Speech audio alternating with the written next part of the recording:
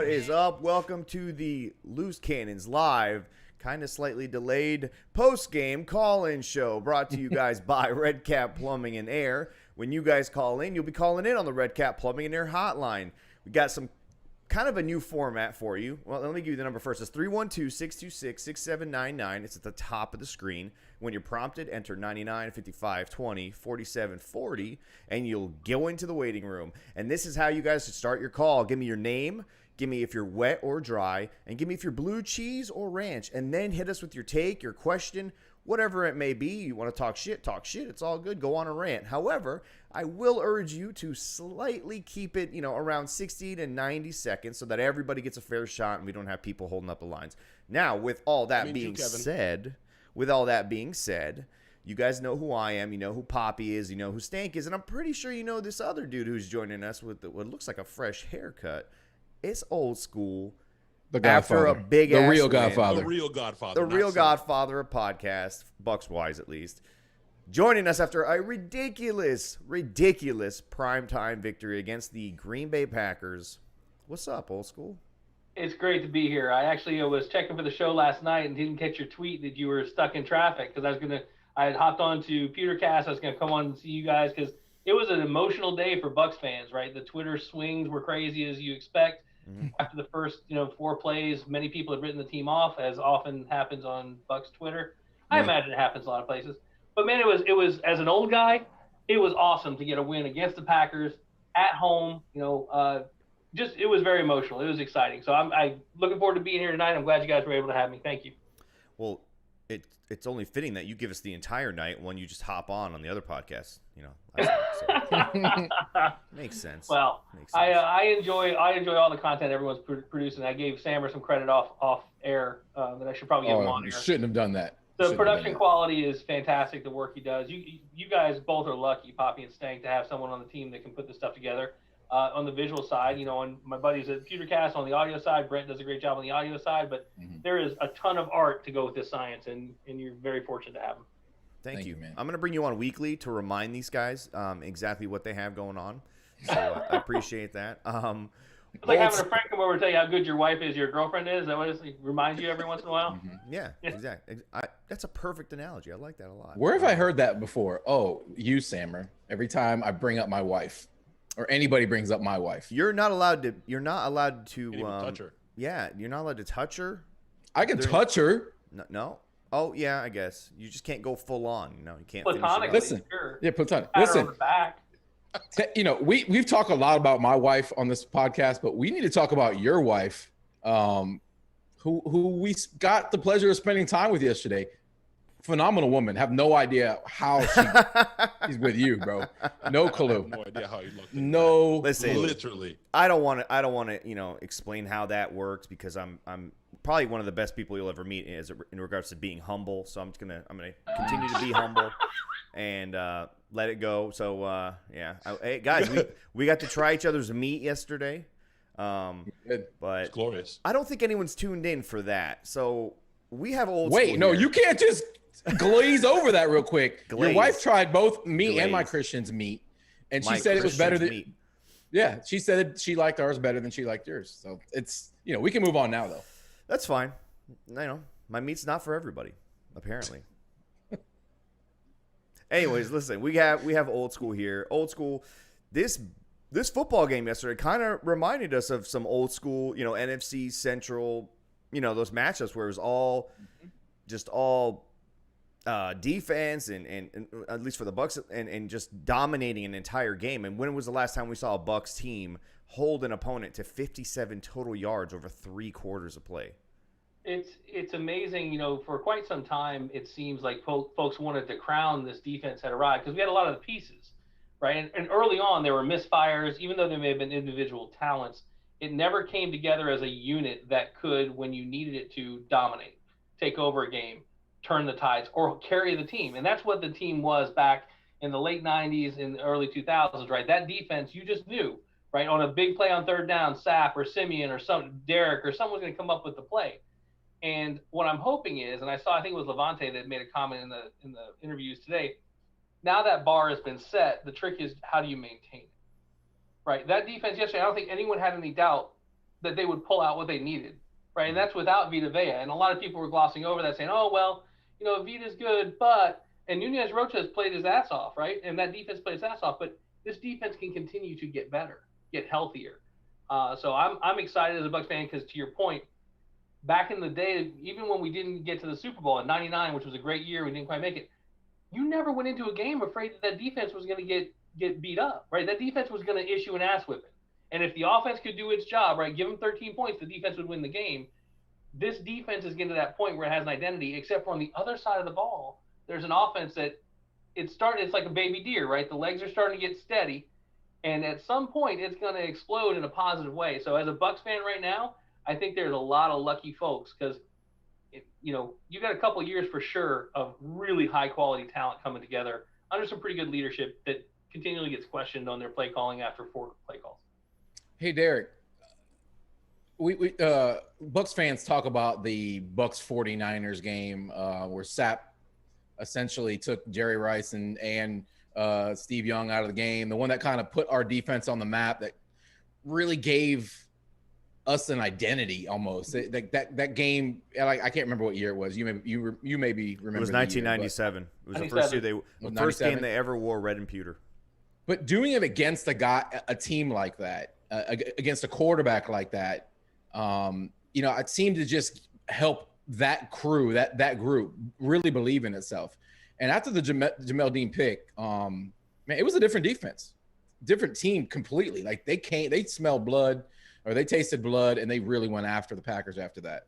Yeah, the aggression level was pretty significant. Jamel made a great read on that play. It's funny, it wasn't dissimilar from the out route that everyone hates, right? You call the sticks route, it's sticks coverage. He understands where he is on the field, and he broke on it. Now, the thing you have to pair that with is enough pressure so that Aaron can't get comfortable and they can't go double move. Now, that wasn't the play there because the sticks were too far down the field, but that could have been a setup for later in the game. But what happened was, and Bowles didn't have to resort to this, and NFL Austin and I were talking about it, we thought they may have to spy Rodgers because of the way he was breaking contain. Well, they said, damn that, we're not going to spy him. We're just going to create so much pressure that he's going to have to make his decisions faster. And to be honest, I didn't think that they could do that consistently, and that's what they did. And you're right, it was aggression across the board. The biggest shock to me is that Rodgers got shook. I don't know that I've ever seen Rodgers get shook the way he was shook in that game. And that was really the difference. You have Carlton Davis out there just playing lights out. And people give some of these guys shit, whether it's him or SMB. These guys are playing aggressive. And when you play aggressive, you know what's going to happen? You're going to get beat every once in a while. But watch the way they're playing the ball. Even when the guy makes a reception, they're trying to break the triangle of his hands as he's making the catch. They are in people's damn pockets. And that is outstanding. So I think it's really cool to see that defense get that swagger. And you guys know I'm not a Sue guy. I never have been. I had no issue with his play yesterday. I had no issue with the way he pushed Aaron Rodgers down. The people crying about that were just idiots, right? If he tackles him and lands on him, there's a 15-yard penalty. Him coming up yapping was just weak sauce, right? And people saying comparing it to Sapp and Favre. No. Sapp and Favre had mutual respect. Those guys would go play football on a dirt field, right? They probably would play football right now on a dirt field. Aaron Rodgers was being a little bitch, and I don't understand why, because, dude, it could have been way worse if 300 pounds of Sue comes down on you. So It was exciting. Yeah, the one thing I noticed after the first 2 drives where they seemed to be getting those crossing routes, those quick little slants, those quick hitter routes, even when they were blitzing, Aaron Rodgers was seeing what was coming at him soon enough and quickly enough to make the read. And then I looked at Christian and Sank and I said, we need to start running a delayed blitz. We need to just delay it enough, or at least, make it exotic enough, somehow disguise it to where he can't see what's happening pre-snap. They looked like they made that change, and then they kept all their corners in press, and it was just like a totally different game. We were watching 2 totally different teams. I was like, man, if they're going to continue to conduct, they're going to kill us. And then all of a sudden, the way they played that defensive blitz and the way they came after him, it just completely changed. Jamel Dean makes the play of the freaking – he might have made the play of the season, man. If that play like ends up putting us on the, a stack of W's, like that could have been the play that turned this entire thing on its axis. And it was just like everyone, at least at the place we were watching the game, we were all dead. We were just like, oh, this is going to get ugly. And we're confident fans, right? I'm going in thinking we have a statement game. We're going to kill these guys.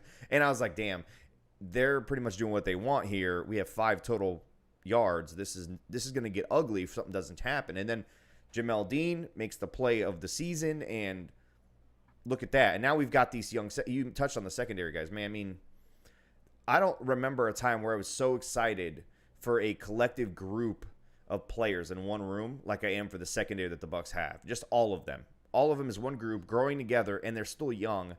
This is going to be something that's going to be very similar to what they had with the Legion of Boom in Seattle, just a dominant group that you're just not going to be able to beat unless you have just a crazy offense at that point.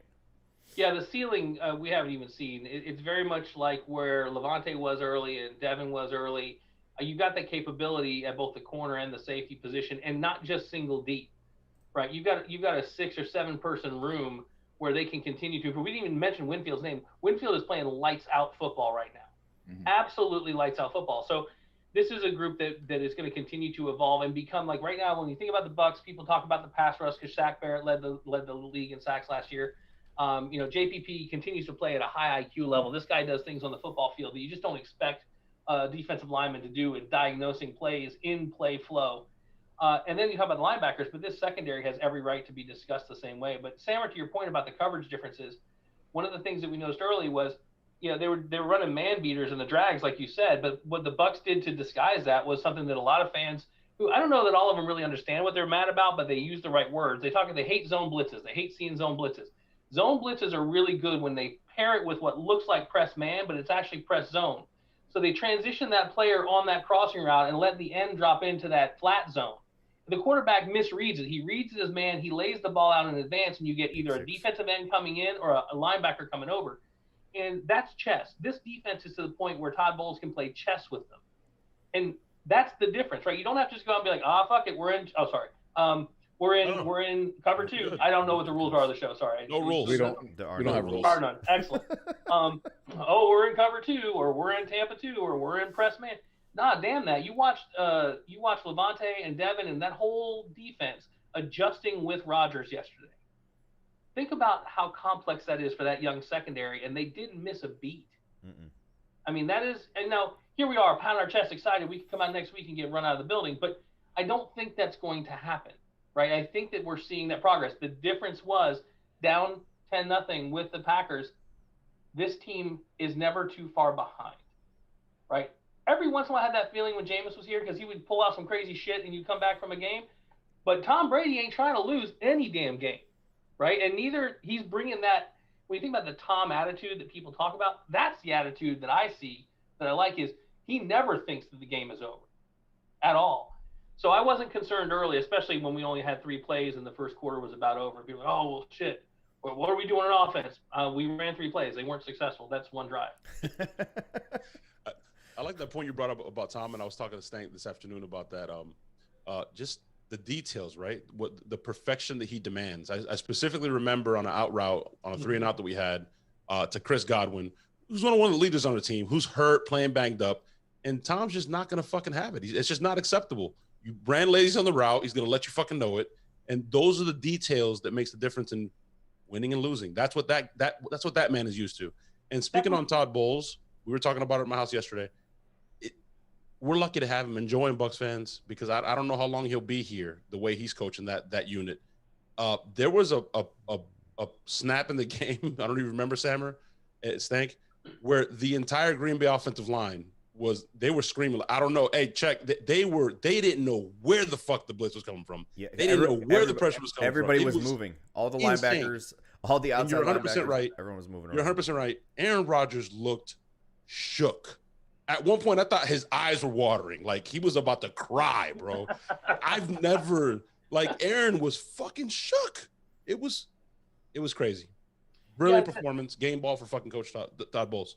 The Tom Brady thing, the 6 rings gives you an air because you've earned it, right? The pregame thing, they showed, like, the 2 great quarterbacks, right? And Aaron Rodgers has incredible stats. He's a great quarterback. Like, all of my talking shit aside, I think the guy's a great quarterback. 1 ring, 6 rings.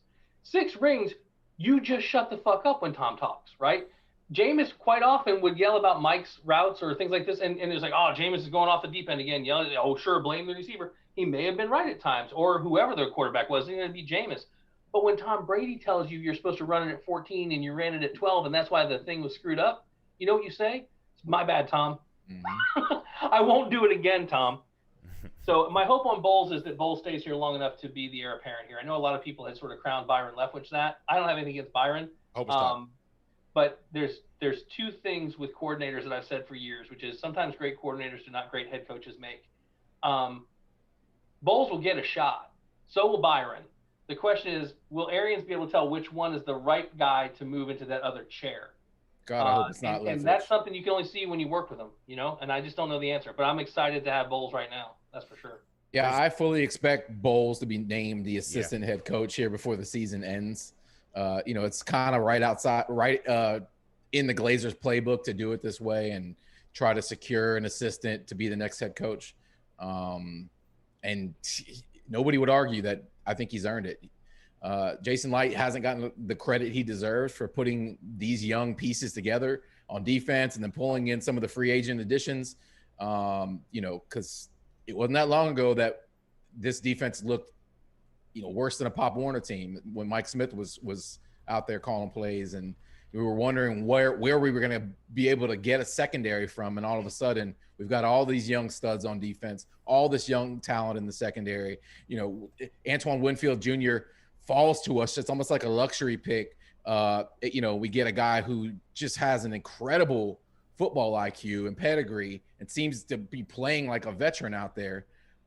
Sky's the limit for this defense, man. And, you know, I ride the emotional roller coaster. I am one of those fans that when we were down 10-0 was like, where the fuck is the pass rush? What is Byron Leftwich doing? We can't run the ball. You know, I do that. I do that. I'm not going to apologize for it. You know, the cooler heads prevail. And I kind of look at the game, you know, from a whole perspective. And it was just nice to see them get hit in the nose, hit the canvas, get back up, keep swinging, hit Green Bay in the nose, and then Green Bay didn't want it. At that point, they did not want it. We, on both sides of the ball, we started to, you know, impose our will. Our defensive line, you know, started getting the penetration and started getting to Rodgers. Our offensive line started to open up holes big enough for Rojo to get more than 2.5 yards a carry. And that's good to see, man. It really is. It was seeing them punch back and then not take their foot off the gas was the biggest thing that we haven't seen that really. We've seen them, you know, punch people in the mouth and then take it off, and then, you know, the other team comes back and beats us, or we have to squeak out a win. They really showed some character. They showed some preparation. They showed that they understand that this is not fun in games, but they're having fun doing it at the same time. And seeing them kind of, we talked about it in our pregame show, they've had 10 days off. This is where I'm going to see if this coaching staff is legit or not. And it is legit because they had these guys prepared. They knew everything that they saw out there. They had fun. I mean, it was to see Antoine Winfield come off the field in the second quarter with an injury, and obviously he came back. We all looked at each other and we groaned. And then to have Mike Edwards come in the very next play to fill in for him and get a pick and nearly house it after the Jamel Dean pick six, you're just like, man, these guys love each other. They're having fun. They have some depth. They're all like, that's awesome, dude. To be able to, like, that guy lost his job in training camp during COVID, by the way, to a rookie, right? He had that terrible gaffe in the first game with the kickoff that was short that he went backwards for. Yep. And the guy steps in and makes a play right then and there, next man up. That is freaking awesome, dude. Like, to see that, like, it gives you, like, goosebumps. Like, you're proud of your kids. You know, your kid finally makes it down to the end of the street without the training wheels, and you're like, hell yeah, man. That was freaking awesome. I've rambled on and on about the secondary. I love this secondary. I love this defense, but we know you love the D, but I want to ask Derek a quick one really quick. All right, Derek, then we're going to go to 803, the 803 area code that's waiting. My bad, 803. But you mentioned Mike Evans, and my antennas right away went up because there's still, you know, Bucs Twitter is toxic. Those are some people that just like to see the world burn. They just like to see it burn. You know what I mean? It doesn't matter what they do. You mentioned Mike Evans. And there are people out there that, you know, are complaining Mike Evans only had 1 catch, 10 yards. I want to get your thoughts on that. The way I look at it is we played so damn well. We didn't even need Mike. In years past, you have to be throwing it up, launching it to Mike. I think they limited him. Get 100%, Mike. We don't even need you right now. And Mike Evans doesn't care at the end of the day. He just wants to win. Yeah, so my thoughts on our individual stats are bullshit. It doesn't matter. I don't play fantasy football. I don't have anything against it. I just don't do it. I guarantee you Mike Evans doesn't care how many catches he gets as long as they get wins, right? This is a guy who is a team-first guy. That said, if Brady come back in the huddle and said, Mike, I know you're going to be bracket covered. I'm going to put it up to you. Go get the damn thing. I need you to get it. He'll go get it. So I do think that there's a little bit of the whole have to find something to be mad about that people like to do. And God knows, I mean, anyone who does a podcast show does it too, right? We all do it. What's the thing? We did skulls and swords for years. Who is the good thing and who's the bad thing? You can couch it in ways to improve, but how do you improve on that victory? You score 60? Does that improve? Yes. I don't know that it does. I would rather Mike be healthy. He played against the Bears when he shouldn't have been walking. Anyone who's ever had an ankle injury like his knows his ass is hurt every time he puts his foot on the ground. You know? So no, I think it's crazy, but people have the right to their opinions, right? They can go. I saw it in Twitter last night. Well, I don't know why they didn't use Mike Evans. I don't know. They were up by 28. They were successfully running the ball with Rojo. Gronk was catching the ball well, right? Tom is going to read and take what they give him rather than forcing, which we've done in the past. And Mike's had to Debo over people so many damn times, and that you can't roll the dice that many times. The odds are against you. I mean, hell, I was mad that Tom threw at Scotty Miller when he was bracketed that one time, right? I mean, listen, if someone's bracketed, that means someone else is open. I know how math works. So you just don't want to do that, especially not by plan. So there's my lengthy response. So then 803 doesn't get screwed anymore. We talked about that for a little bit. I was telling Christian, like, Mike would get more passes with Jameis simply because Jameis liked to take that chance and just throw it up. Whereas Tom is just naturally going to throw it to the open guy first or go away from what he already knows is a low risk, opportunity. And we all agreed, Mike probably doesn't give two shits. Will it be something that he doesn't care about for 3 years? I don't know. But for now, having gone through what he's gone through, he's just happy to see some wins. And when his number's called, I know he'll be ready. He's a pro, man. He's a pro. All right, so we've had enough of our talking, I guess. So we're going to go to 803. I mean, yeah, you're right. I could probably listen to myself talk the entire time and just mute all three of you guys. But we're going to go to 803. 803, you're on with the Loose Cannons on the Red Cap Plumbing and Air Hotline. What is up? We're going to go to 803. 803, I'm down. On the Red Cap Plumbing and Air Hotline. What is up? Hi, Sammer. This is Jared DePiro. I'm from Columbia, South Carolina. And actually, you guys were talking about exactly what I was going to call in. This is Jared DePiro. You got to turn your radio down so we can hear you. Turn your radio down, bro. Ooh. My bad. I'm watching the show on my laptop, and I've got the phone on. It's all good. You want to see our faces. I get it. I totally get that. Of course I want to see your face, Sammer. Thank you. I really appreciate that. All right. What's going on, man? So you guys were talking about like exactly what I kind of wanted to call about. What if I told you guys last year this time that we would beat the Green Bay Packers with Mike Evans having one catch for 10 yards? I'm so damn proud of this defense. I'm so damn proud of Todd Bowles, and we need to write this man. We need to give this man a blank check, in my opinion, for the head coaching job. That sounded like this man has done everything. 30 for 30. What if I told you? Oh God, I don't want to relive that, but I'm just so damn proud of this team, and I honestly, if we can play like that, I don't see how anyone can beat us, like anyone. I agree. I mean, if you're going to hold our number one receiver to one catch, and I think Godwin had like maybe 2 or 3 catches, wasn't anything spectacular. And we still beat the shit out of you by 28 points. I mean, we could have beat that team without scoring more than, I think it was like 13 yards of offense. Whenever we got that ball back from Mike Edwards on that pick, if we had just stopped right after that offensive output and not gained a single yard, we would have won that game. 14-10. If I had a time machine and I could go back in time, and just seeing where this team is now, you asked me 2 years ago, I'm much like Stank in the regard that I'm the Ride the Wave fan. I was watching the game with one of my best friends who's a Packers fan yesterday. And, I'm just like, woe is me. Here we go again. This is 2018, 2019 Buccaneers football where we come off a good couple stretch of games and then we go and lay the bet against a good team. So I don't understand how people can't be like that. I mean, we've seen this story a million times, especially on national television with the entire country and the whole world watching, and we just get bent over and punished.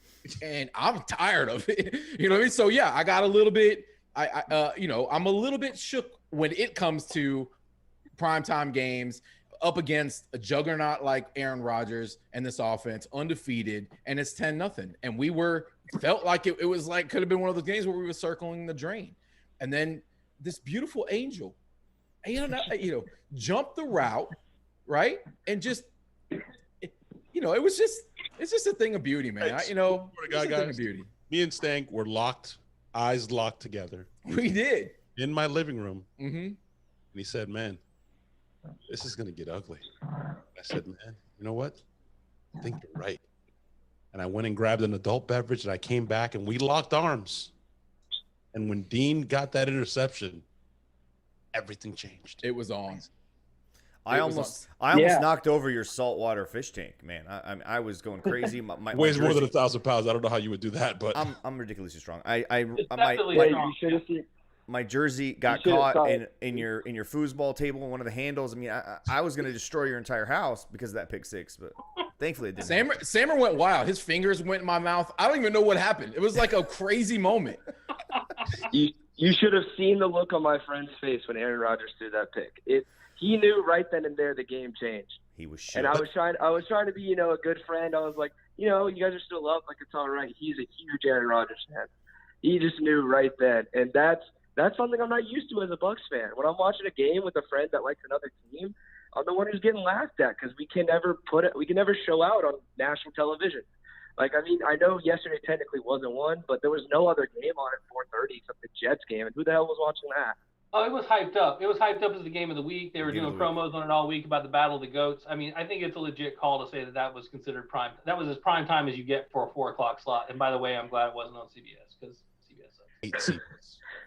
No, but yeah, if it was prime time on CBS, we would have gotten Romo, which I tend to enjoy. I don't mind Romo. I just hate most everything else that has to do with CBS. All the coverage besides Romo. Exactly. Mm-hmm. All right. I know there's probably some more people. I know there's probably some more people on, but last thing I want to say, I'm a young cat. I'm 21. But when Shaquille Barrett walked in the game with that Brooks jersey on, I just knew it had some retro NFC Central vibes. And then the defense came out and fucking played like it. That was awesome. I hope we can keep it going in Vegas. My girlfriend's dad's a Raiders fan, so I'm going to be watching the game with him. So wish me luck. I hope you continue to make enemies amongst all your friends and anyone related to you throughout the rest of the season. But you know what, though? Good for you, man. Good for you, because we got a lot of scar tissue as Bucs fans. And the fact that the first thing you went to when that pick six happened was make sure your friend was okay. You're a good friend. That would have been like, I know how he feels. No, he doesn't. That just hasn't felt that way since 1983. Yeah, the Packers have been legit for about. No, I know. They're spoiled, but I know how. They had in game. I know how it feels. They went from Brett Favre to Aaron Rodgers, right? It's poor things, right? Poor Packer fans. Yeah, and then you got the Colts. They go from Peyton Manning for like 18 years, and then they get Andrew Luck, right? And just like, well, come on, like, how can they consistently just always get more? Like, we haven't had one of those. We haven't had one. Not one. They've gotten two. The closest thing we had was what? Freeman for a season? Whoa. 2 seasons? Jameis is way better. Jameis is way better than Freeman. I agree. No, I completely. Now I'm going to cut you off.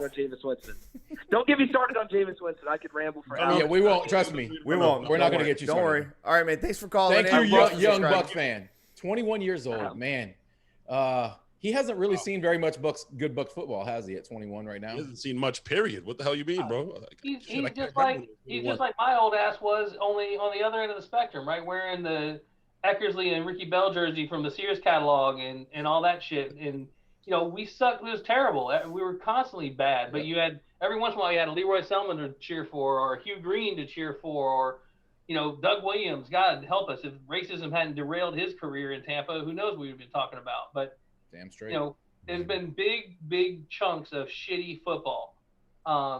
But hopefully we'll have it's the way it goes. Typically there's cycles. There's not always a Packers or a Steelers, those persistent sort of dynasties. And Sam, I think it was you who made the point. Sometimes these teams just have a way of always being competitive. And you get to that point, and the Patriots have been there for a long time, right? But I do love how some of the shine's coming off of the Patriots after week one. Everyone's like, oh, look at Belichick. He took Cam Newton. Look what he's doing. Man, fuck you guys. The Patriots are what we thought they were. Cam Newton is what we said he was. But you can't deny what the Patriots did for the better part of 2 damn decades, right? And believe me, that was a franchise that came from shit too, because I remember Steve Grogan and Stanley Morgan and Charlie Hanna. They were hot garbage. So I just hope Don Majkowski. Who? Don Majkowski, the Magic Man. That was the Packers. Majkowski was the Packers, wasn't he? Magic Man. But right, man. But yeah, I mean, it's just interesting to see. Can we get to the point where we have another 5 to 10 year run of competitiveness? And that's what you hope for. And in that 5 to 10 year run, you hope to get a ring. You want to be competitive and get to the playoffs. But I remember back when people were running Tony Dungy out of town because all he did was get to the NFC Championship game or to the playoffs or whatever. It's like, dude, do you guys understand what it's like to have a losing record every fucking year? So I don't know. Perspective is a tough thing, to Stank's point earlier, right? I mean, I used to come back from the game, walking back to the parking lot pissed off, wanting to kick a dog, and I like dogs. And I just got to the point where I'm like, life's too short, right? I mean, there's going to be 2 outcomes typically, a win or a loss. You just hope you had fun and the team did a good job, and it's a whole lot more fun when you win. That's for sure. Speaking of hot garbage, I'm going to have to give you some warning before I let on this next caller.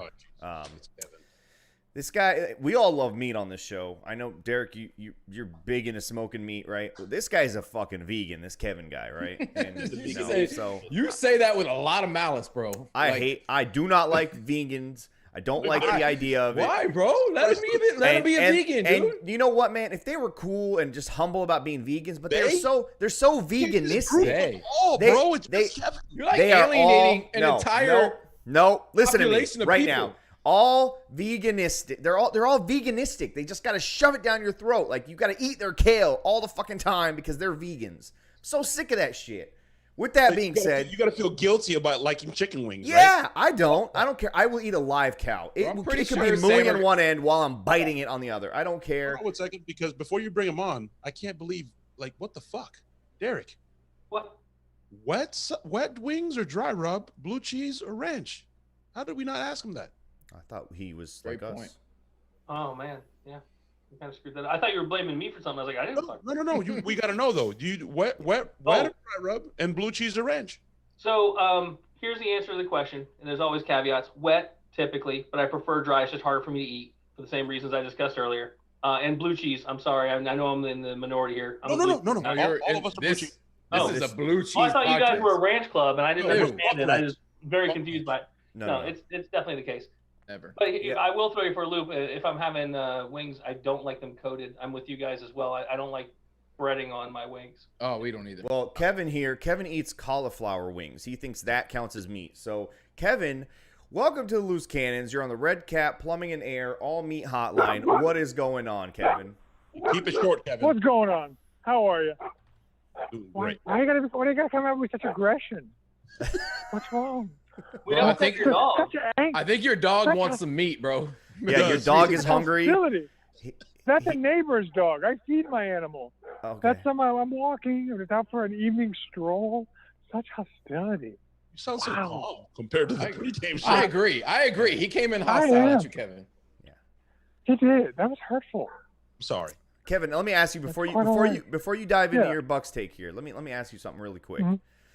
You're vegan, right? So do you feed your dogs meat because that seems like the natural, circle of life, the whole Lion King thing, or do you make them eat kale as well? No, of course we feed them meat. They also lack a consciousness to make a decision.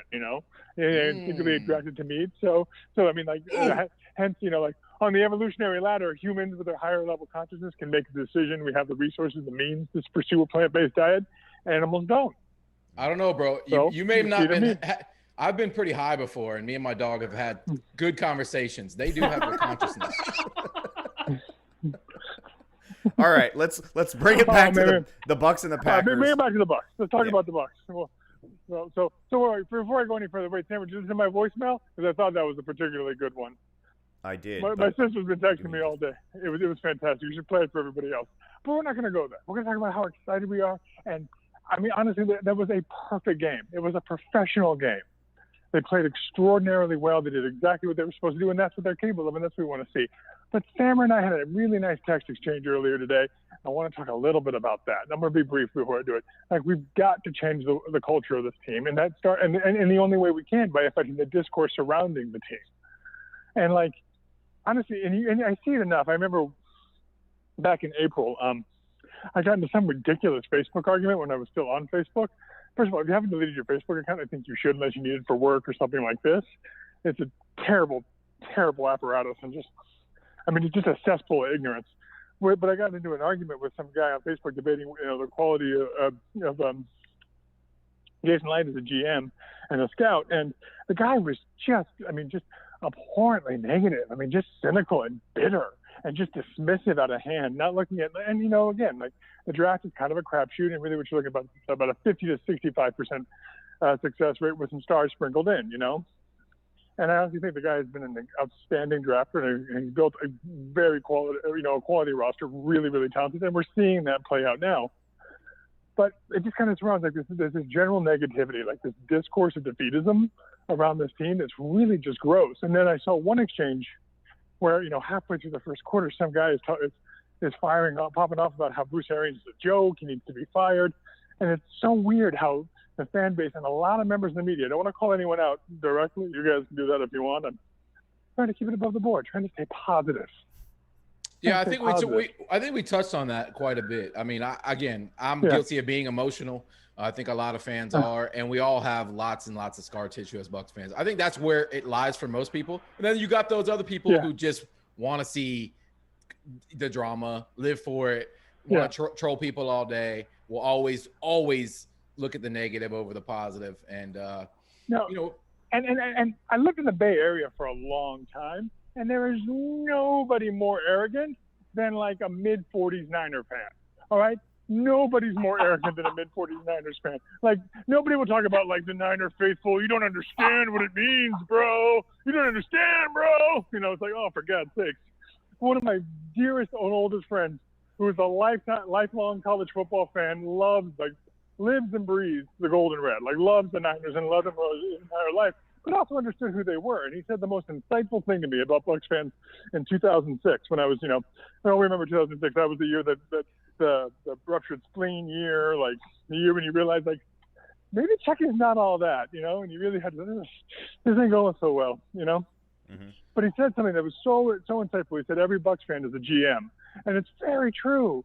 Think about it, because, like, we haven't had a team long enough, a successful team, to really celebrate or to get interested in or to really cultivate or to really follow and to track.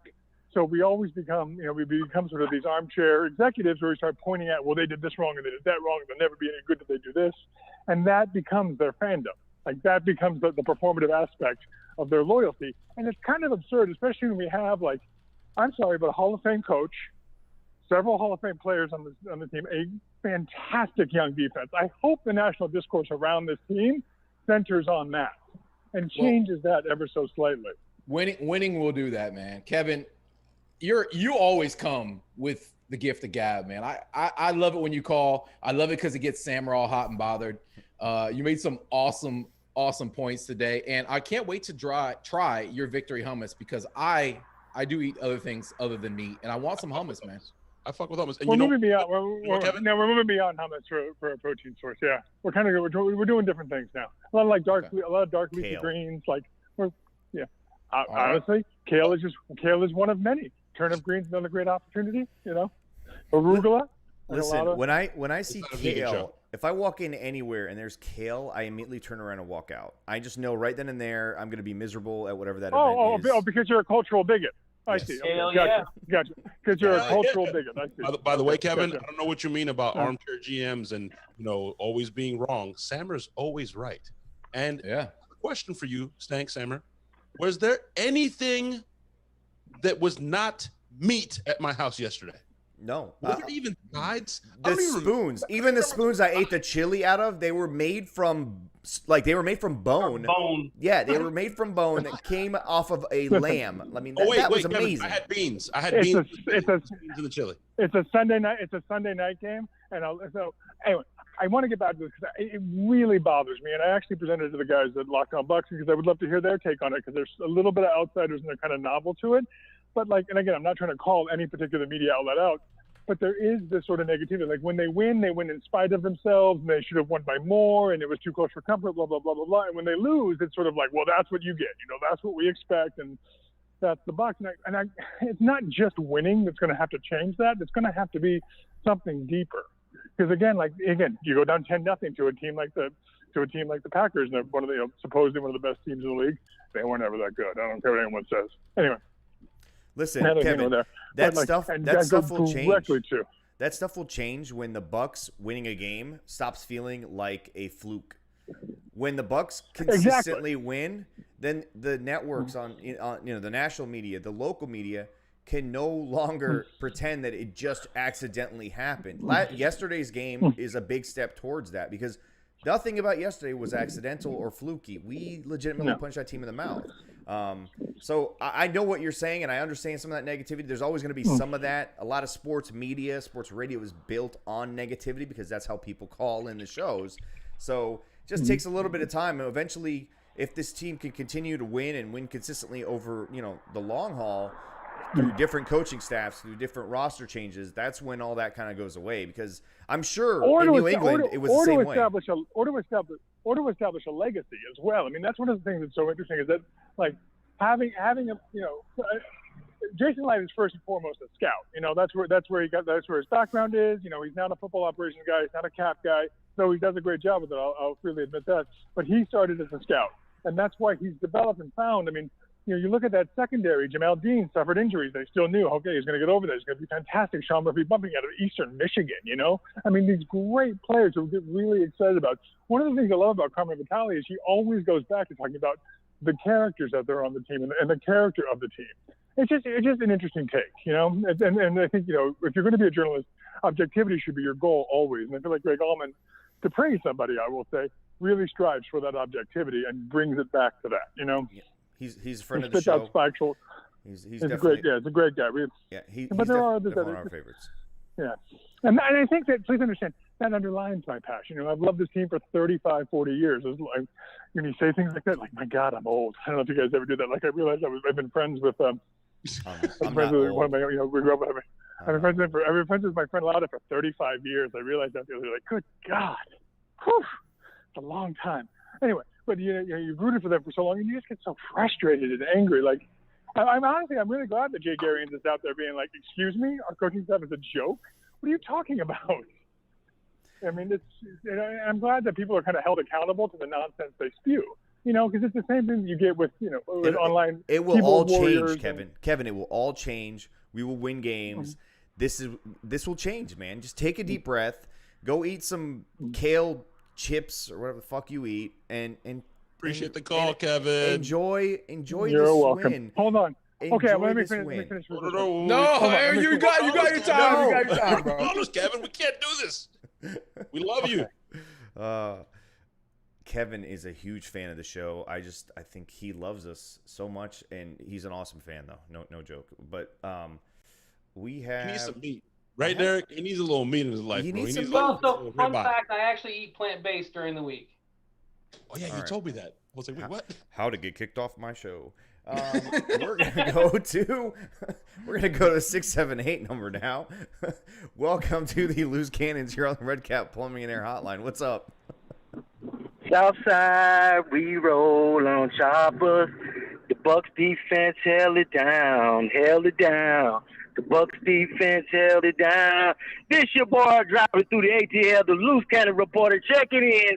What's happening, baby? What up, baby? What's up, shawty? What's good, man? I missed y'all last night, shawty. I heard y'all didn't come on. I knew y'all were partying down in Tampa, baby. We had some, we had a little shindig of sorts. We did. Sammer had the meat sweats. I had the meat sweats. I had the meat sweats. I had the clap. I had it all. Oh man, and the Falcons won. Anyway, man, Ryan doing a good job. Anyway, back to the real deal, man. That defense, hey, like you said, Latte there, man, because I can't see y'all. Yes, Latte's here. Hey, Latte, you called it out yesterday, man. That defense, Devin White, man. he showed out, bro. They let the unleash the hounds on him, dog. They did.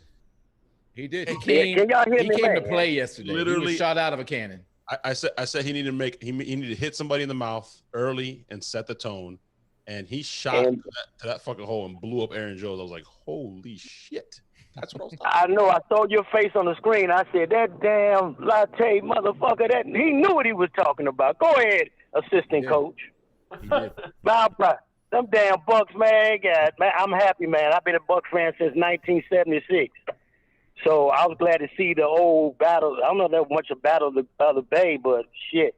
But nobody expected that, man. Everybody said, we're going to lose. We're going to lose. There's no way they can win. Man, get out of here. We, man, that set the tone. He set the tone. The defense set the tone. Everybody talking about Brady. I give Brady his prop, but the defense showed the hell out. They showed the hell out, man. They showed the hell out because For real. we have the best linebacking duo in the league. If you want to say we have the best linebacker core in the entire league. All four of them. Shit. You got Barrett. You got Devin White. You got JPP. Levante, and you got JPP on the other side. I mean that. Name me a team that You has got four Brother better Man, a.k.a. linebackers. Brother Man, Jack Barrett, yeah. Yeah, And Nuchez didn't do too bad either, man. Nunchez, whatever his name is, he didn't do too bad. Raheem Nunes Roches. Roches. Devin White had Roches. Devin, He ain't do too bad, man. I like him, man. I heard we just signed somebody else from the Jets, so we see what he gonna bring to the table. Hey, But, man. they brought in a defensive captain. You're gonna slide right in there and help that defensive line. It's gonna be awesome. Stop that run. Be solid. You know, they could get better from here, my friend. You only could get better from here, man. But, man, hey, we know what, man? Before I go, we're going to get you some security, man. That vegetarian man was on you yesterday, dude. Shut the hell up. I don't have any white folks potato salad with raisins in it. I said, this is a gangster vegan. What y'all need to do What y'all need to do one day, Sean, y'all need to bring him on the show. Say what? He The said gangster gangster vegan. vegan. That's what he said. Shut the hell up! I don't eat no white folk potato salad with raisins in it. What the hell? vegan. Oh man. The gangster. I got this child. What his name? Kelvin, man. Yeah, he's Kevin. Kevin needs some meat. Kevin, straight. You OG for real. I ain't never seen a vegan like that. That mother shut the hell up to the hole. And Sam had to look on his face. This mother. Sam had to look on his face like this mother. What? Yeah, Shut the hell up. I never been slapped in the face by vegetables. I didn't know how to react at all. No. I doubt that's true, actually. I doubt that's true. Thank you for calling. Thank you for calling in to giving us the ATL update. That's our Loose Cannon's ATL reporter. He sounded like he was from Memphis. He Correspondent. was like he was from ATL. Shawty. He's up in ATL.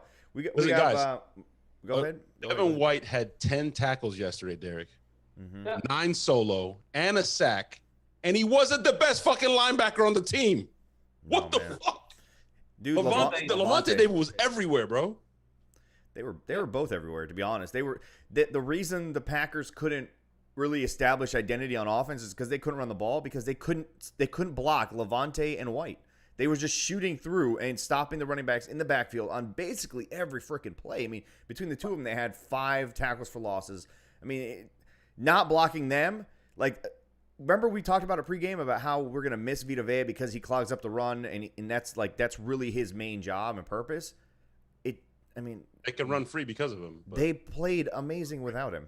Like, we didn't even miss a beat. I was like, that probably was the most surprising thing from yesterday's game. no, but they did have to manufacture some stuff though. And Derek, They ran more did. stunts in the middle, but when you got guys like Roches and Will Golson came in and put in some quality minutes, Nelson put in some quality minutes, they ran more stunts in the middle than you typically see the Bucs run. But it worked, and it freed up. They did these double A gap blitzes, which are a staple of most 3-4 defenses that we just haven't had in a long time. But you create that by being able to run laterally. And back in the old days of the defense, no one would try and run laterally on our defense because they were just too damn fast. It was just a waste of time. You're going to lose 3 yards. And that's what this defense has turned into. So they say, okay, well, we got to run inside. We got to run, in the inside gaps. With Vita, that's really, really hard. And what the team did yesterday was they said, guess what? It's still hard. We're still going to be gap secure, gap sound. We're going to be in our run fits. And you are going to have to beat us throwing the ball. Well, then, all of a sudden, Bowles is able to dial up and manufacture pressure without sending too many blitzes, right? When he sends them, they got to get home. That's the thing. You're rolling the dice I don't know how Rodgers didn't fumble on the Devin White sack. It's a miracle. Rodgers must have like Gorilla Monsoon. No, he did. He did. To hold that ball. he did it. Oh. It was underneath him. He landed on it. Oh, okay. It looked to me like he somehow managed to curve his goofy ass arm underneath it, and I was like, because I thought the ball was going to end up in the end zone when Devin hit him in the mouth. So it's pretty exciting to watch the speed that they all play out, and it's not just one of them. Like to your point, I think it was actually Poppy's point. It's not just the linebackers that are using that sort of attack velocity. You're starting to see it from the D line. The secondary's always had it, but JPP and Shaq are linebackers that you expect that kind of athleticism. When you see your bigs, you see Sue taking the right angle because sometimes he gets a little sloppy with angles. That gets very, very exciting. Yeah. By the way, how many times? I'm sorry, Sam, did you need to bring a caller? No, finish your point. I'll bring in 727 right after that. How many times yesterday were you waiting, Derek, Stank, all of you, for the other shoe to drop?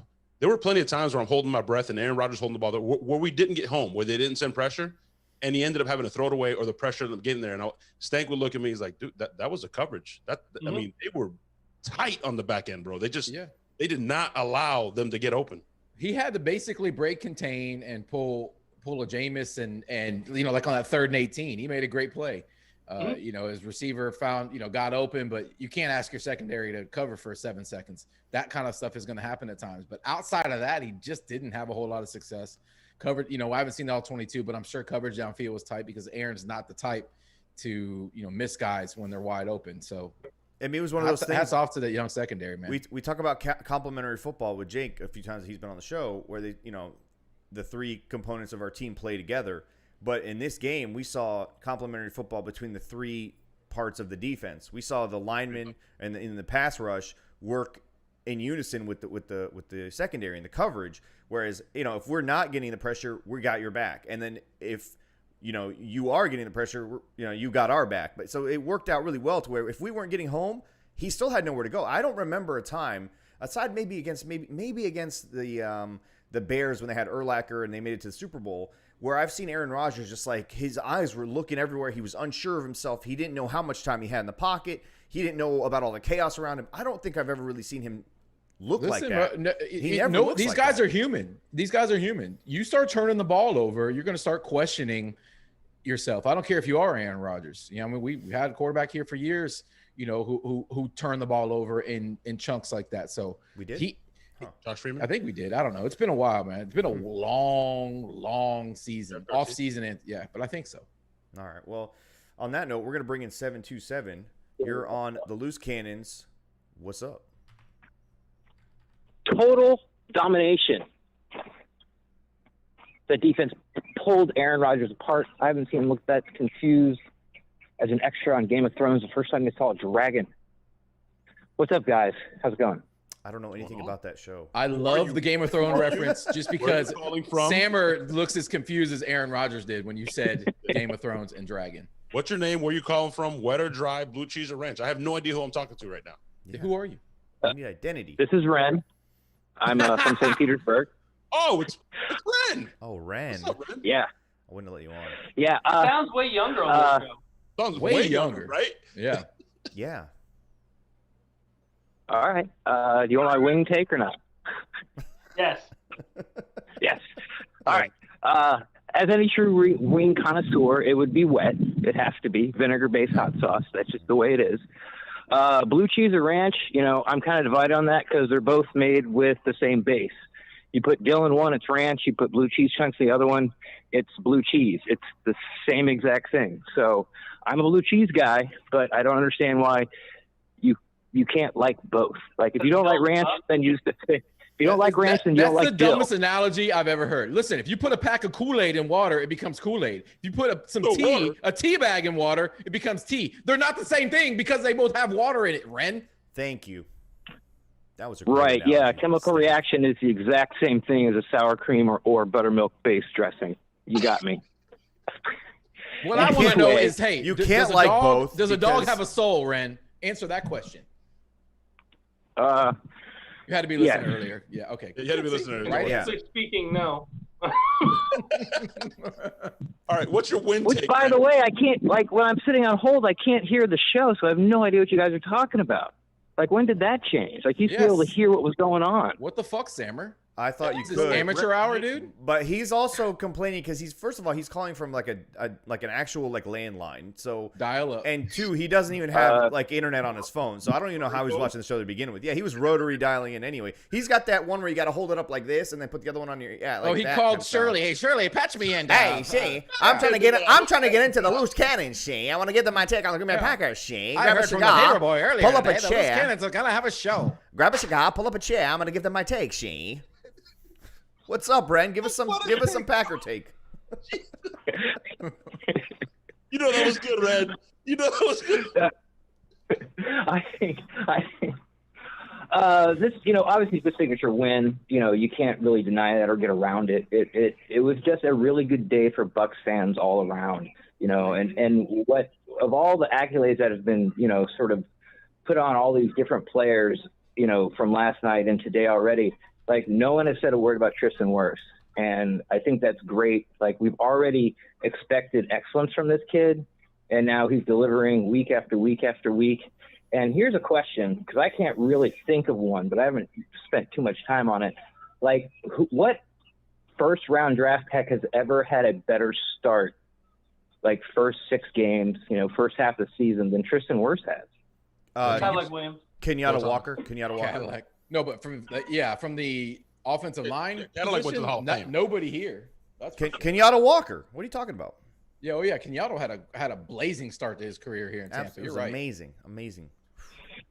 I mean, you got to leave this organization and go with somebody like Tony Baselli or Joe Thomas. Joe Thomas or one of the Cowboys anchors. Man, we haven't had one here. I mean, maybe Gruber. What about back in the day. What about when we drafted the offensive lineman from Oklahoma? What was his name? Davin Joseph. Davin Joseph. I thought he started out. Yeah, but he's a good, guard. didn't he? We're talking about he's a guard, and Wirfs has been a beast, an absolute beast, and I think by comparison, because we're so focused on the left tackle, he looks so good. Now they're distinctly different roles.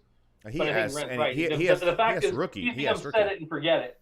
Like, we don't even think about the right tackle. And you got Kappa over there, who is day by day turning into a taller version of Jensen. I don't know if you've noticed it even aesthetically. I think his hair color is starting to change a little bit. Like, it's interesting the morph that's going on there. That right side of the line, I'm like, holy shit. One of us could run behind that right side at times. Did you see Ren? Did you see us say Wirfs at the second level? The linebackers have got to be scared shitless with that big guy getting out there.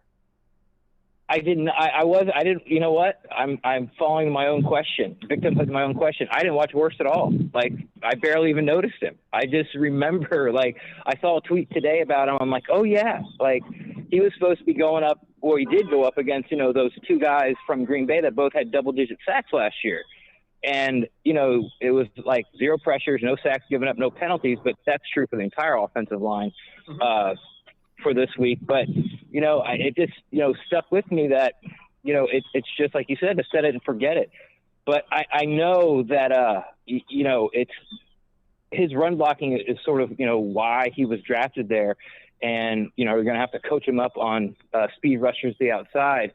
Which, what I find interesting is when these speed rushers try to bull him and he just snatches them down and then just kind of lays on them. And be able to move his feet back that fast is just something, that I haven't seen from a lot of linemen, like, ever. He has obviously, we've seen the pool thing, so we knew he was an athlete, but now he's making it work out on the field. And another thing that I think, goes unnoticed so far is Ronald Jones is a tier 1 goal line, not 4th down, but like 5-6 yards in, back. Yeah. Like, give him the ball. He's going to score. And he's been doing it for 2 years now. Yeah. It's been – even when he was struggling to actually, create yardage throughout an actual game, I hate to agree with Ren, but he's right. Whenever we got into that 5-6 yard line, we would give it to Ronald last year, and the year before that, he would get into the end zone. And Kevin is in the chat room, and he mentioned that some of that speed and footwork that you're seeing from Wirfs may be coming from the fact that he was a all-state wrestling champion in high school, or maybe in college as well. I don't recall exactly. Well. Yeah. So I think that's where some of that comes from. And I'm excited about him in the sense that if they use this first season as kind of a way to get him acclimated to the NFL, the speed of the NFL, and what pass rushers do in the NFL, and then maybe he's athletic enough to switch over to left tackle next year, then it seems like that could be a route they take, or they just keep him there and just let him dominate there, and then they find somebody in free agency or somebody that they could trade for at left tackle. But, we didn't really say Donovan Smith's name yesterday, right? From a complaint standpoint. We didn't Listen, really I saw a cut up earlier of Donovan Smith Right. just absolutely murdering somebody on a pull. Yeah, on a he pull play. pulled over to the right side, and he just he blocked the guy for like 10 yards on a run play. And he played maybe his best game ever as a Buck yesterday. He had a couple of pressures that came off of him, but overall, like, we didn't yell and we didn't hear his name called. We didn't hear his number called. Obviously, there was no penalties. That was what we expect from this offensive line if you have a guy like Tom Brady behind you, right? That's what you want to see. You want to see that. And then worse again, like Ren said, guys just every week he comes in and he just proves himself. And it's just like, I want to say something real quick because I've watched the last couple of New Orleans games. That kid who whooped Donovan like a drum the first week, Hendrickson. Yeah, Hendrickson. He is turning into being a kind of a special defensive end, man. That guy's doing it to a lot of people. It's not just Donovan. He may have came out of nowhere and came onto the hit the map with Donovan, but the kid knows how to pass rush. That's for sure. Yeah, it's actually Hendricks. That's my bad. But I feel this is a conversation we've been having with Donovan Smith for 6 years now. Sure. Mm-hmm. It's like, but if you look at it, we've played 6 games. He's had 3 bad games. He's had 3 good games. It's not good enough. Like 5-1 isn't good enough. 6-0 is good enough. So again, just because, he doesn't pop up on the stat sheet, or you don't yell at him because he killed the drive with a penalty or killed the drive with a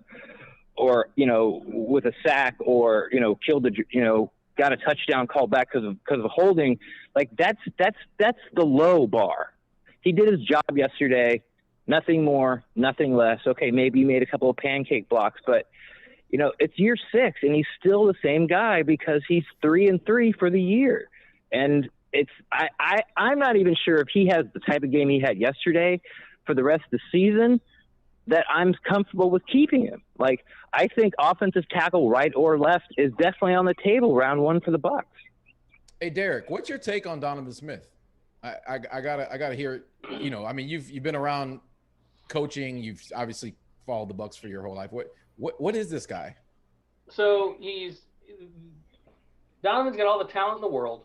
He's capable of playing at a high level on any snap, and yet 2 things seem to dog him constantly. 1, periodically his head's in his ass, and that's either something you can coach out of him or you can't. And if you can't, then Ren's absolutely right, and you just flush it. You're like, all right, fuck it. He is what he's going to be.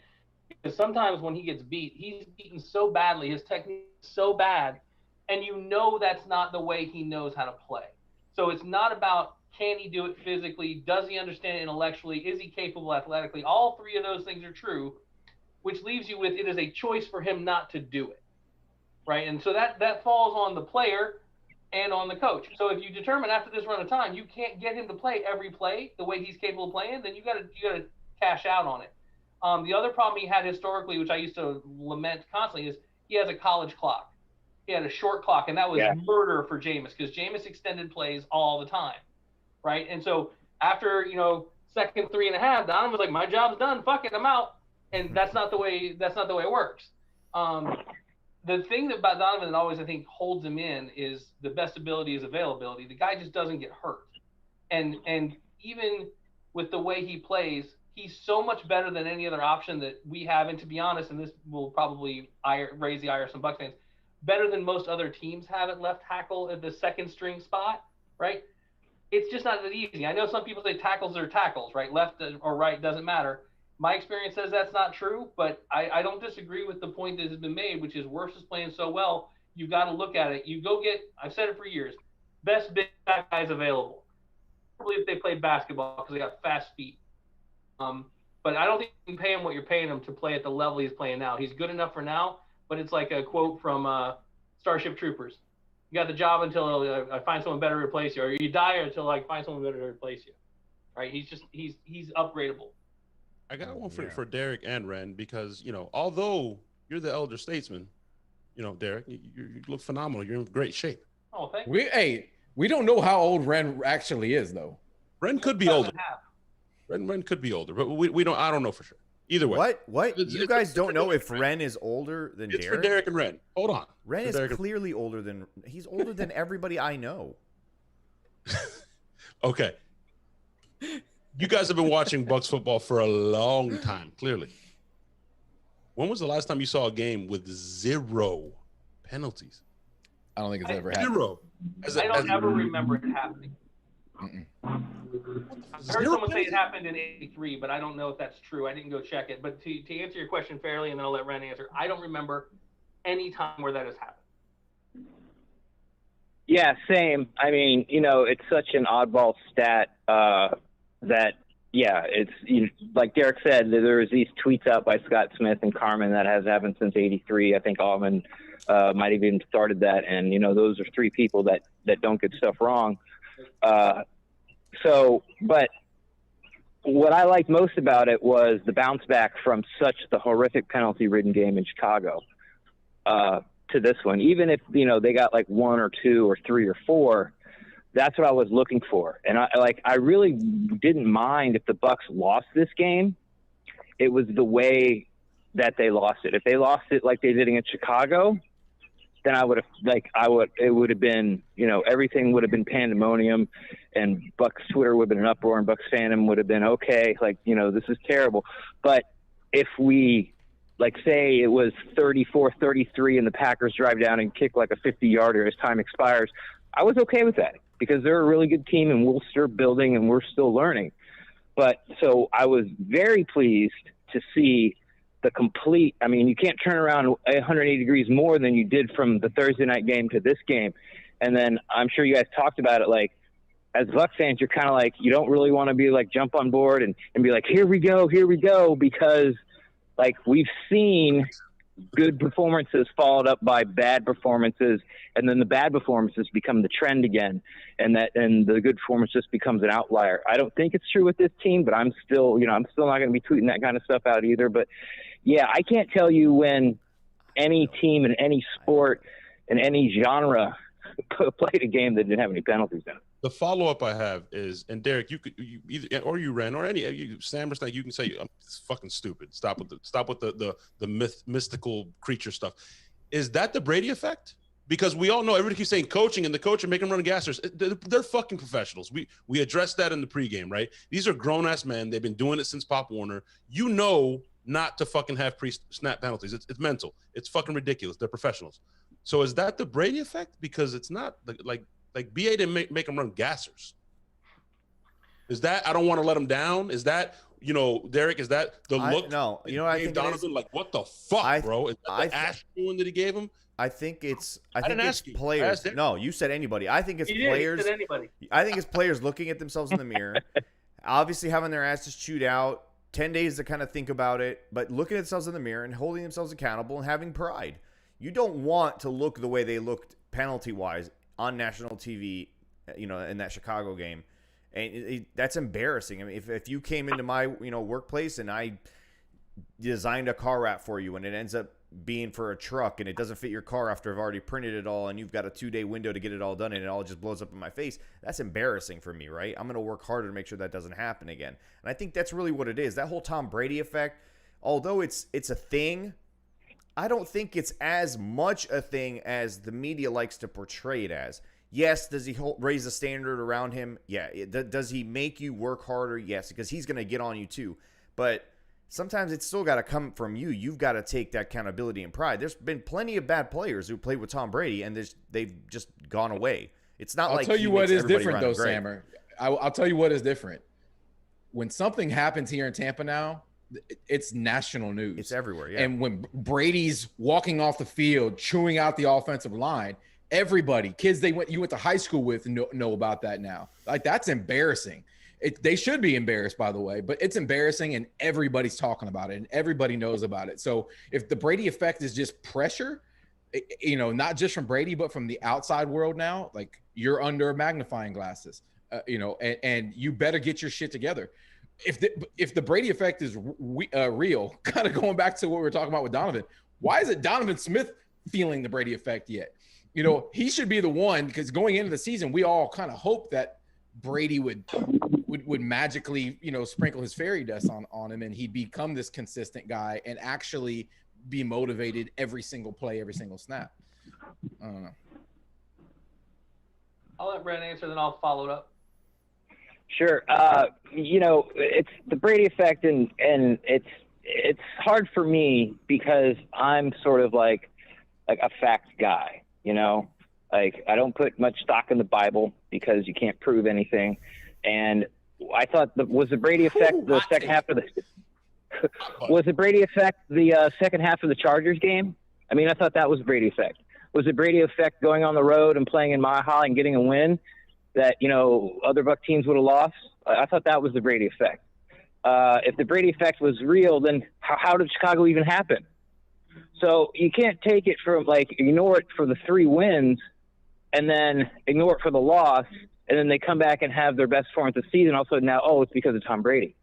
I mean, does it have something to do with it? Yeah, but to me, it's minimal, and I don't really want to have a conversation about it because you can't quantify it.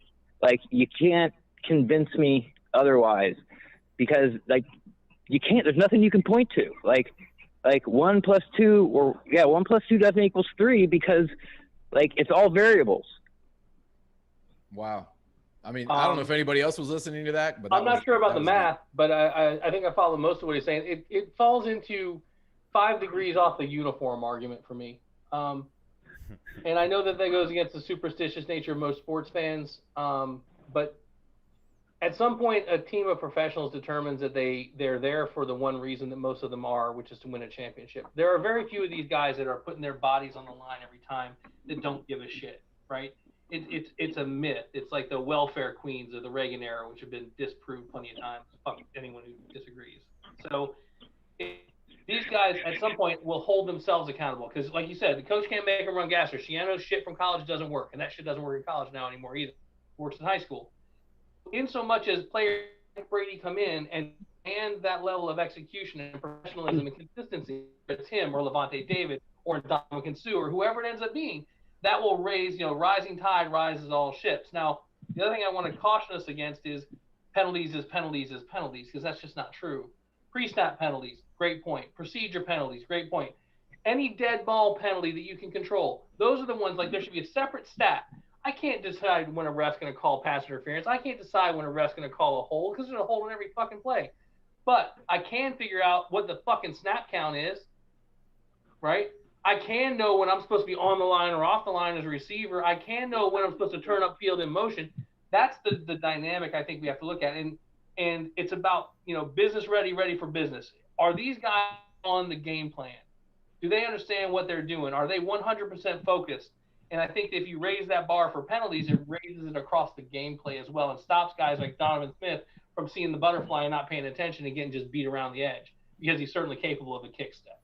Well, if we had the game yesterday and we had no pre-snap penalties, no dead ball penalties, but we had a couple of, a holding penalty here or maybe a pass interference, like you said, we would still be pretty happy with that outcome. 2 penalties.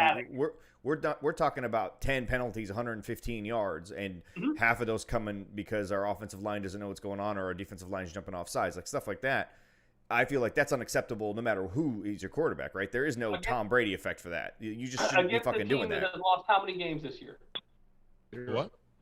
Those penalties, that game, right? We've talked about how embarrassing this Bears game was. I want to make sure that we get this anchored back to an axis that makes sense.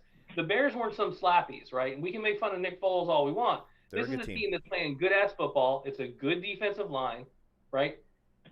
And it was a 20-19 loss on a last-second field goal, right? Now, this takes some of the shine off for people because they think that Tom Brady somehow has walked through the world and has never lost a game. He has, right? He has, in fact, lost games. And all these cats are professionals. And sometimes the other guys just play better or the ball bounces their way. And I know that that's not fun for sports radio and all the other shit, but sometimes you just get your ass beat. And, yeah, you contribute to it by playing like a dumb shit or, taking away a first down when it matters. But it really just isn't – it's not a formula that we can put in and say, oh, well, we've added Tom Brady. That gives us 5 more quality points, and that means we're going to go undefeated. Yep, I agree. Ren, we have another caller, so I don't know if you wanted to get another point off or thank me, and because you agreed with everything I've said so far on this show, which is awesome. So I'll let you do that one more time before I let someone else in. Oh Jesus! I'm sorry, I lost connection. Mildred, can you get me back? Mildred, He's got an intern. Mildred, can you get me back? I lost connection. I love it. No, nothing. Okay. Well, if you guys can hear me, thanks a lot for having me on. And that was Rendax from the Pewtercast. All the ships at sea. That's right. Appreciate you calling, Ren. That was awesome. We're gonna. I don't know. That was pretty good. We're gonna go to 352 area code. You're on the Loose Cannons podcast. You're on the Red Cap Plumbing and Air Hotline. What is up? Hey, this is Mike Savoy, and I have a thing about the Brady effect. Well, the difference between Thursday night's game and this weekend was Brady was getting his ass handed to him by Mack and Hicks. I mean, they were pounding him, even when they weren't sacking him. So towards the end of that game, he was acting a lot like Rodgers was in our game. I mean, Rodgers, we were beating the shit out of him. Mm-hmm. And he gets to the point where he's actually wondering, well, how much time is left on the play clock before it. And they ended up having to call a timeout because he was not watching what he was doing. Oh yeah. So I can see how doing that kind of, that kind of stuff. If your offensive line is letting guys in, or if just the other defense is that good, it makes the other quarterback look like shit. Yeah, there's something to be said and for that. For sure. Part of it is that's why we hear all these guys. He was so shook. He went to Matt LaFleur at the end of the game and said, "I'm done," and they put the backup in. Pinch me. Yeah. And we got to watch 6 minutes of preseason football. It was awesome. And I was so relaxed.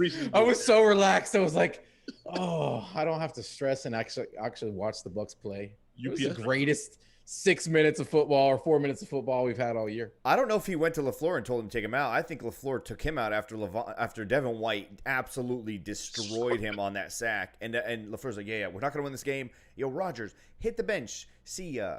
Hey, you didn't see him over there arguing with him if that conversation did happen. No. Did you guys notice? What happened, Derek? Huh? He knew they weren't coming back. I mean, it's just dumb, right? It's pride and ego. You weren't coming back. Live to fight another day. I can't remember the name. Who's the stud receiver for the Saints? Michael Thomas. Yeah, who goes out late because Sean Payton's a piece of shit, right? 3 games this season. I love it. But also clip that. We've also seen it here though, Derek, where Derek Cutter was questioned. He almost got Jameis Winston's fucking knee snapped off, having in a game that we were down by 20 something. You remember that? And they asked Jameis, all right, he's limping off the fucking field. That was against Bruce Arians' Cardinals, right? Or that was when he hurt his shoulder. No, he hurt his shoulder. I think it was Atlanta where we were getting blown the fuck out. But Jameis, you guys know I'm the only Jameis apologist alive, I think, left. But Jameis did a lot of that to himself. Jameis, for anything you may be mad about Jameis for, there's no one I've ever met in sport that wants to win more than that kid. And you have to pull him out with a fucking forklift. And so I'd love to blame Cutter for it. But my guess is if Cutter tried to bench him, it would have been a big, ugly scene as well. Because sometimes the players don't want to do it. Aaron Rodgers is no idiot. He's got a long career for a reason. He knew that game was over. Coach calls, hey, Aaron, take a seat. Got it, Coach. I'm out. My dog just said "fuck Sean Payton" to me real quick. I don't know if you guys Good, heard your that. dog is smart. Yeah, yep. Do you have another point to make? I think we kind of cut you off a little bit. Wings and sauce and no, gravy. that's fine. Yeah. We didn't get the wings with sauce. We didn't get your wing preference and your sauce preference, or your dipping preference. It's got to be wet and blue cheese because that combo just works so good together. We're on fucking fire lately. Stamp of approval. What the fuck was that, Ren? It's the same base. Appreciate you calling in and subscribing and liking and all that good stuff. Thanks for calling in, man. All right, you have a good one. That's not any of us. Bro, is that an Amber Alert? What just happened? I don't know. Something happened behind the scenes at that guy's house or something. I don't know. Man, we are. Great show. Yeah.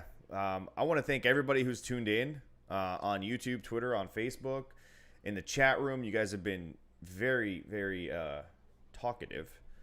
We tried to get to. Sam, hold on. I gotta stop you. I gotta stop you. I gotta stop you. Derek needs a question answered. Asked. That's why. I have to ask this. This guy asked a couple different times. I have to ask you, what was your victory cigar last night, and how was it? Oh yeah. It was a acid. What is it? Cuba. Yeah. And it was good. I'm a basic bitch when it comes to cigars. I know we got a lot of cigar aficionados out there, the cigar pouring crew. But I like a sweeter cigar. I typically go with a natural wrapper. A Baccarat was my choice before that, but acid's pretty consistent.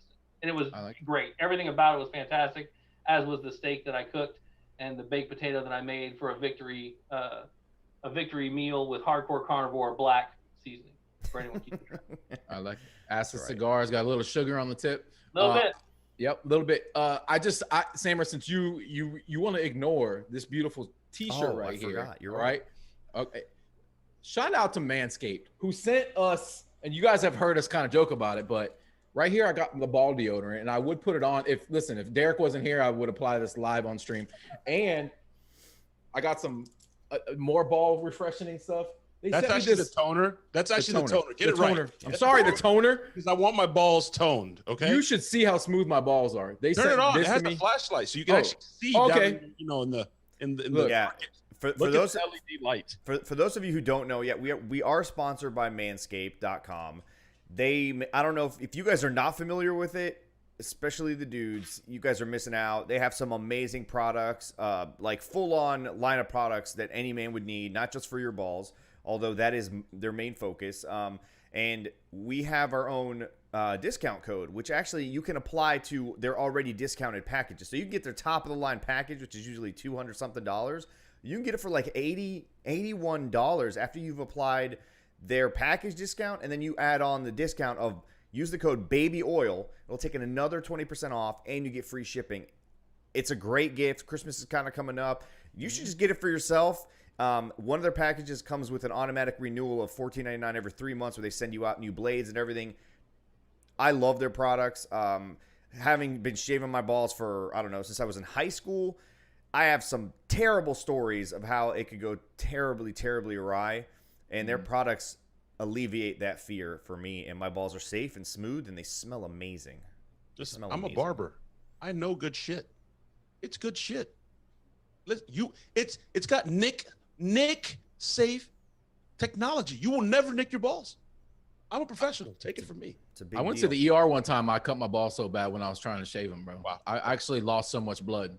Almost died. By the way, Stank, we eat fucked up during the weekend, but we try and eat healthy during the week. Mm-hmm. We have another sponsor we're going to announce this week, Rebuilt Meals. You guys want to go check it out, rebuiltmeals.com. Make it super easy. We're all business owners. We're all busy all the fucking time. Super easy. Pop your meal in the fucking microwave. All kinds of fucking. The menu changes every week. Fucking great.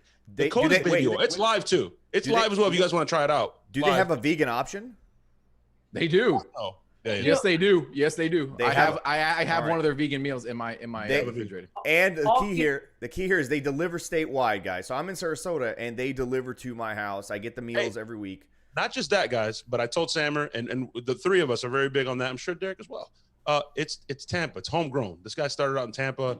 Now he's doing over 8,000 meals a day. Insane. Good friend of mine, Brandon.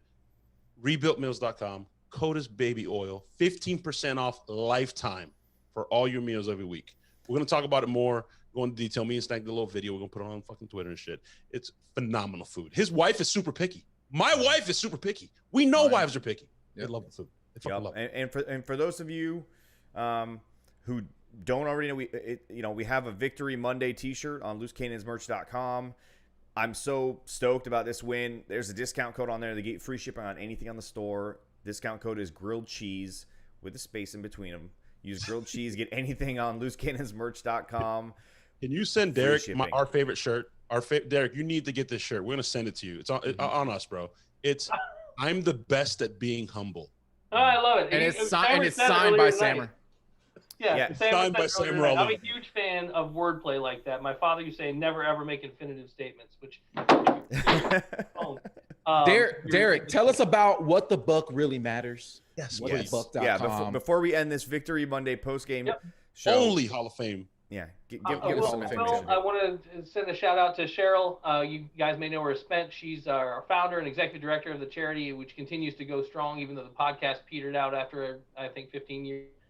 She's done a job. The whole team there job. They continue to move forward. You guys know that we went 118 tailgates in a row. We're the only Hall of Fame tailgate in Tampa Bay, but with COVID, we didn't think it made sense for us to try and do the things that we did in the past because, to be honest, we can't guarantee people's safety, and we didn't want to even tread into it. But the folks at Bucs Life are still sponsoring at our location so that we don't ever lose our spot, a social or physically distanced, socially responsible tailgate, and the net proceeds are still going to What the Buck Really Matters. That is still going hot and heavy. So they're still doing all the great work that they do. You can get to them via our website at whatthebuck.net. Obviously, we've had to back off on like golf tournaments and stuff like that. But, you know, one of the things that it's easy to ignore sometimes in downtime, the people that need charity, they need it more than they did before, right? So whether it's pediatric cancer or Special Olympics or whatever it is that affects you or that impacts you, if you got an extra $5 or $10, they can use it. I know my wife just hit up Feeding America Tampa, who we sponsor quite a bit. They're a great organization, terrific charity. Charity Star rating. So, yeah, I mean, they're just doing amazing stuff. So thanks to all you guys who have participated with us in the past. I know that that's going to continue. Hopefully, as we emerge from this pandemic in some semblance of logic and sanity, we'll be able to get back to some form of normal. But until such time as we do that, we're going to keep trying to be creative with the way we take care of ourselves. And I was going to try and order some of those meals, but they don't come to Virginia Beach. But I love it, and they have a full plant-based offering, not just vegan. It's no soy as well. So kudos to them. Go. There you go, Kevin. So guys, Kevin's not in Florida though. We went out. We opened up the shook ones, right? Because we shook the fuck out of the Packers, right? This defense, though. This defense was just partner. It was rolling. Keep on rolling, baby. You know what time it is. Let's get that next W. Fuck the Raiders week. Yep. We'll see you guys throughout the week. We got some cool shows coming up. We most likely will do a pregame. Probably won't be doing a postgame that same night. Victory Monday. Awesome show. Derek, thanks for hanging out with us, bro. Had a blast. Had a great time. Had a blast with myself. Always an honor, Derek. Yes. We love you, man. You are, and listen, seriously, the godfather. You of gave Buccaneer birth to podcast. all this. We wouldn't be here, bro. We wouldn't be here without you. We are your children. By the way, I'm still sour, bro. I still miss your fucking podcast. I do too. I haven't unsubscribed. It's still on my fucking phone. Mine too. I'll show you. Man, me too. It's there. Christian, you know what I found helps? Bro. Christian, you know what I find helps? I find that listening to the Loose Cannons podcast, even though I know what's coming up, it does make me feel better. So, you know, try that. I'm still it's salty. It's a good coping mechanism. I'm still salty. Yeah. I'll leave this podcast with a cool little story. Earlier on Friday morning, you know how sometimes it pops up on the right-hand side when you're on Twitter on your desktop computer? It'll pop up. It'll suggest people that you should follow, people of interest, it calls them, right? Well, I was humbled and surprised when my own name popped up as a suggestion for me to follow on Friday morning. I thought it was great. It suggested you follow yourself? Yeah, absolutely. Twitter knows me more than I even know myself, and what's great about the story is we were just talking about charities and giving, and then you had to bring it right back to you, bro. Hey, listen, I've talked to some of the guys over at what's the name of the group that's still doing the tailgate now? Bucs Life. Yeah, Bucs Life. We're trying to get with them and the guys over at Crew Life and kind of attack the What the Buck charities with one tailgate over there, one of the game. Yeah, we're gonna not invade. We want to join forces and help raise some money. What I mean. Yeah. Well, they take offense to saying that. You don't want them to think we're gonna take over their. We're gonna join forces, bring our crew out there, hang out with everybody, and help raise money at one particular game this season. And we'll figure it all out. But I hope to see Derek out there if he's back in town. I'm not sure if he's gonna be back by then, but we'll see. Maybe. If I'm home, I will definitely come by there for sure. It's been weird not to be as involved in the tailgate, but life happens. I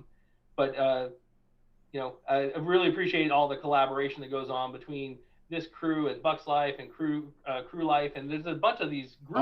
We're all Bucs fans, baby. Everyone's sort of getting together, so it's good stuff. One little thing, I know you're in the show, but we don't for Mike Evans as a franchise. Right now, we need to live up to what Mike Evans is. We talked about him earlier. I had a note that I wanted to revisit this. This guy is a generational talent. We will all see him get a gold jacket, and we should enjoy every game he plays. And if you're not watching him every game, watch him and look at what he does as a team. Because if you talk about chemistry and culture, as much as D. White and Levante and these guys do it, guys like Mike Evans, without saying a goddamn word, by adjusting his contract and going out there with half a leg and doing those things, he's the kind of guy that's a heartbeat, right? So as much as Tom is in the forefront, make no mistake, Mike Evans is the guy that's behind making this stuff happen. So get those Mike Evans jerseys. Derek. Love it. We're about to end the show. Now you're getting me all. I'm sorry. I didn't mean to. I know Sammer done a good wrap up. That was my bad. When people start talking like last year, we should trade Mike because we have Godwin. We don't need Mike. Mike is my favorite fucking player because of everything you just mentioned, right? He's incredible. And it doesn't matter. He doesn't care if he catches 1 ball, 10 balls. He just wants to fucking win. And first and foremost, and above all, my rebuttal to people saying trade Mike, the first thing Coach Arians said when he got here was, I need guys with a high give a shit meter. Yep. That's Mike Evans. That describes Mike Evans in one phrase to me, period. Yep. Good stuff. Can't disagree. Everybody out there, enjoy the rest of our Victory Monday. Watch some Monday Night Football. We'll see you guys this week. And pregame, go Bucs. Hit that music, Christian. We don't hear anything. We don't hear anything. Don't hear anything. We don't hear